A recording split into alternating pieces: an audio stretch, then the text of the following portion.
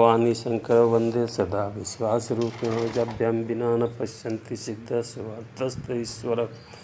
देखिए कि कुंभी पार्क नरक, जहाँ खूब यातना वाला नरक होता है, ये कैसे कुछ समय के लिए स्वर्ग में बदल गया। इसका कारण क्या हुआ, आइए जानते हैं। एक बार दुर्वासा जी नरक लोग गए, जमराज खूब स्वागत किए, बैठाए, चर्चा होने लगा। तब तक ये जो धरती लोक में पापी लोग मरते हैं तो इनका मृत आत्मा को 28 प्रकार के नर्क में जो सबसे यातनापूर्ण नर्क है वो कुंभी पाक, उसमें उनको गर्म तेल में पकौड़ी जैसा उबाला जाता है, कोल्हू में पेरा जाता है, कृमि से कटवाया जाता है भी।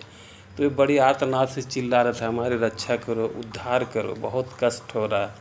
दुर्वासा जी के कान में पड़ा, द्रवित हुए, बोले हे धर्मराज, ये आवाज़ कैसी है? तो बोले भगवान, ये नरक लोक है ना, यहाँ मृत आत्माओं को यातना दिया जाता है। ये जो कुंभी पार्क नरक है, इसमें ऐसे आत्माओं को यातना दिया जा रहा है, ये दुख से द्रवित होकर चिल्ला रहे कोई हमारा उद्धार करे। ये तो कोई शुभ कर्म किए नहीं जिसका फल भोग रहे हैं। तब दुर्वासा जी बोले, क्या थोड़ा देर के लिए हमको दर्शन कराइएगा उस नरक का? तो बोले हाँ। अब देखिए, दुर्वासा जी भी शंकर भगवान का अवतार हैं। ये भस्मी का जो शंकर भगवान का भभूत है, जो चढ़ा हुआ भभूत था, उसका त्रिपुंड धारण किए थे।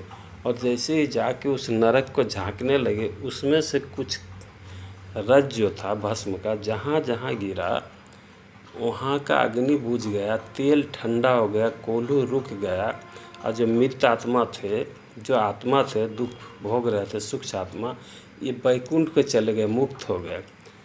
तुरंत जमराज जी बोले भगवान आप यहाँ से चलिए। आए, मैंने वो स्वर्ग में बदल गया कुंभी पार्क नरक कुछ समय के लिए। दुर्वासा जी वहाँ से आए, पूछे जमराज से कि आखिर महात्मा ने क्या हुआ, ऐसे हुआ कैसे? बोले भगवान आप जो त्रिपुंड धारण किए हैं, ये शंकर भगवान को चढ़ा हुआ भस्म है, और एक कण जहाँ जहाँ गिरा है उसका प्रभाव से एक कुंभी पार्क नरक, जहाँ खूब दंड मिलता है, 28 प्रकार का नरक में सबसे खतरनाक नरक है, वो स्वर्ग सा बदल गया थोड़ा देर के लिए।